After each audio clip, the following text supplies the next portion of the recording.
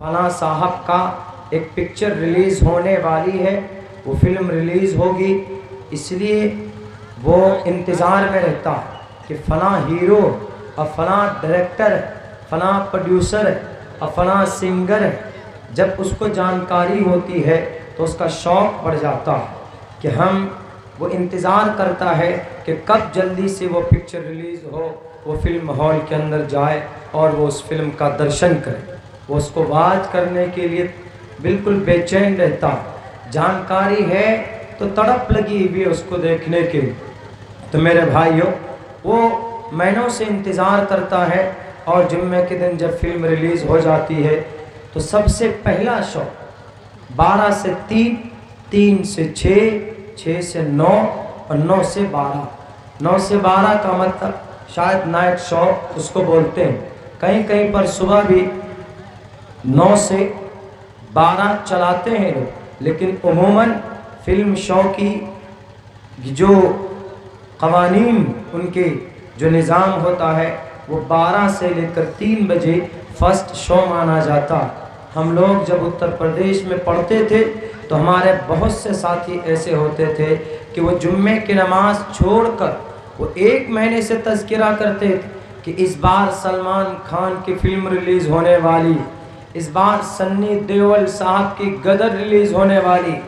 इसीलिए वो 1 हफ़्ता पहले टिकट काट कर रखते थे और जुम्मे की नमाज़ छोड़कर वो जाकर फिल्म हॉल में गुजारते थे। जुम्मे की नमाज़ से मुसलमानों को काटने के लिए, अलग करने के लिए जुम्मे के दिन पिक्चर रिलीज़ की जाती, ताकि मुसलमानों का एक बड़ा तबका जुम्मे की नमाज से महरूम हो जाए।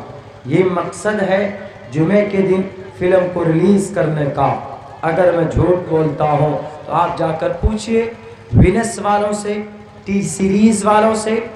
दुनिया की सबसे महंगे पिक्चर अगर कोई बनाता है तो उस कंपनी का नाम मार्वल्स है, जो अमेरिका और लंदन में ये कंपनी पाई जाती। उनकी एक पिक्चर कई अरब और कई खरब की होती। उनसे जाकर पूछिए कि why do you release the picture on Friday, what is reason. वो आपको बताएगा कि हमारा मकसद क्या, सिर्फ मुसलमानों को जुम्मे की नमाज से काटने के लिए, अलग करने के लिए वो जुम्मे के दिन पिक्चर रिलीज़ करते। मेरे भाइयों, तो खैर पिक्चर के बारे में जानकारी हो, अभी कुछ दिनों पहले, साल 1.5 साल पहले एक फ़िल्म रिलीज़ हुई थी, उनका नाम शायद था थॉर, THOR, थॉर। वो वही हॉलीवुड वगैरह की कहीं की बनी हुई थी। तो कम से कम 6 महीना पहले उसका ट्रेलर रिलीज़ किया गया था। तो हमारे कई सारे ऐसे बच्चे स्कूल के जो उस ट्रेलर को देखते और इस इंतज़ार में थे कि कब ये रिलीज़ हो तो हम पूर्णिया में जाकर के पहले शो देखें। उन्हें कभी ये शौक़ नहीं हुआ कि हम पूर्णिया में जाके जुम्मे की नमाज़ अदा करें, हम अररिया में जाकर जुम्मे की नमाज़ अदा करें। ये तड़प कभी नहीं देखी जाती। लेकिन पिक्चर थॉर रिलीज़ हो तो हम जनाब सबसे पहले जाकर, पहले शो में हम जाकर पूर्णिया में और AC डिलक्स की टिकट काट कर हम जाकर उस पिक्चर का दर्शन करें। वो तड़प होती। जानकारी थी कि इस थॉर पिक्चर में क्या क्या है।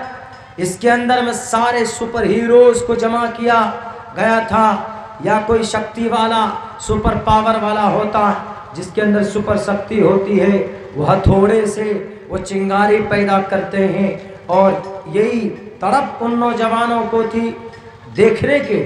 थोड़ी बहुत जानकारी थी तो ललक बढ़ गई देखने की। तो जिस चीज़ को इंसान जानता है, पहचानता है, उसके लिए बेचैनी बढ़ जाती है और उसको सही तौर पर एक्सप्लेन कर पाता। मेरे भाइयों, मेरे मुसलमानों, जिस मुल्क में आप बसते हैं, यहाँ एकमात्र केवल एक रास्ता है तालीम का। आप इस मैदान से, इस रास्ते से आप मुकाबला कर सकते हैं, वरना और कोई दूसरा या तीसरा रास्ता बिल्कुल बिल्कुल नहीं आपके भारत के अंदर कि आप अपने हक हुकूक को ले सकें। कौन सा और रास्ता है? आप कहेंगे कि मौलाना ہم تعلیم کے ذریعے سے اپنا حق کیسے لے سکتے ہیں، آپ کو میں بتاؤں گا، آپ کو میں سمجھاؤں گا۔ تعلیم کے ذریعے سے آپ اپنا حق کیسے لے سکتے ہیں؟ دیکھیے، ابھی کچھ دنوں پہلے کی بات، ایک لڑکا جس کا نام کملیش سنگھ یا کملیش تیواری تھا، بہت معصوم سا لڑکا تھا۔ 23 سال پہلے وہ ایک بے گناہ، بے بنیاد، ایک اینشین پرسن، وہ مجرم نہیں تھا، مگر 23 سال پہلے اس کو جیل کی سزا ہو جاتی تو اس کے ماں باپ نے سوچا کہ چلو اس کو جیل کی سزا ہو گئی، ہم محنت کر کے، پیروی کر کے اپنے بیٹے کملیش کو جیل سے چھڑا لائیں۔ ان کی یہ کوشش تھی۔ 8 ایکڑ زمین اس کے ماں باپ کے پاس تھی۔ وہ لڑکا دلت گھرانے سے تھا، یعنی ڈوب یا ہریجن کے گھرانے سے تھا۔ وہ لڑکا جیل چلا گیا۔ اس کے ماں نے، اس کے باپ نے، اس کے بھائی نے، اس کے بہنوں نے مل کر اس بچے کے لیے، اس کی پیروی کے لیے 1 ایکڑ زمین بیچ دی۔ جب وہ پیسے ختم ہو گئے تو پھر دوسری ایکڑ زمین بیچی، وہ بھی پیسے ختم ہو گئے، لڑکا نہیں نکل پایا تو تیسری ایکڑ زمین وہ بھی بیچ دی انہوں نے۔ چوتھے ایکڑ، 5 ایکڑ، 6 ایکڑ، 7 ایکڑ زمین انہوں نے بیچ دیا اپنے بیٹے کو انصاف دلانے کے لیے، ان کو جیل سے رہا کرنے کے لیے۔ میرے بھائیوں، آج 7 ایکڑ زمین بیچنے کے بعد اس کا لڑکا جیل سے نہیں نکل پایا۔ آخر میں اس کے ماں باپ مایوس ہو گئے، ڈپریشن کا شکار ہو گئے۔ اب وہ آہستہ آہستہ صرف بھگوان سے امید لگا بیٹھے کہ کوئی چمتکار ہو، ہمارا بیٹا جیل سے نکلے۔ اس امید میں اس کی ماں کا انتقال ہو جاتا، کچھ دنوں کے بعد اس کے باپ کا بھی انتقال ہو جاتا ہے، پھر کچھ دنوں کے بعد اس کے بڑے بھائی کا انتقال ہو جاتا ہے، پھر اس کے چھوٹے بھائی کا انتقال ہو جاتا ہے، کچھ دنوں کے بعد اس کی 2 بہنوں کا انتقال ہو جاتا ہے۔ اس کے گھر میں مات صرف اس کا ایک بھائی بچتا ہے جو دماغی اعتبار سے ہاف مائنڈ کا ہوتا ہے۔ مگر یہ لڑکا جیل میں بند ہے۔ اس نے سوچا کہ مجھے کسی نہ کسی دن انصاف مجھے مل جائے گا اور میں اس جیل کے قید خانے سے باہر نکل جاؤں گا۔ آپ کو یقین نہیں ہوگا، عمر قید کی سزا سنائی گئی، 20 سال کی سزا اس کو ہو گئی۔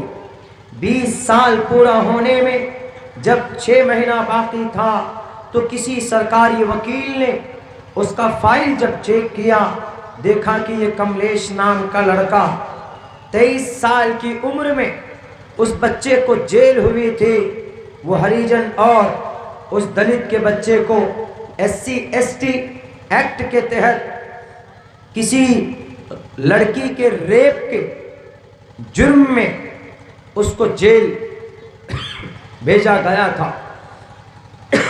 میرے بھائیوں، جب 6 مہینہ باقی رہتا ہے 20 سال پورے ہونے میں، یعنی اس کی عمر اب ہو جاتی ہے 43 سال۔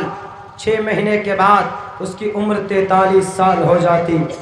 وہ لڑکا 6 مہینہ جب پورا ہونے والا تھا، ایک وکیل صاحب نے کہا کہ کملیش، تم کو میں دوبارہ سے تمہارا کیس اوپن کرنا چاہتا ہوں اور تمہارا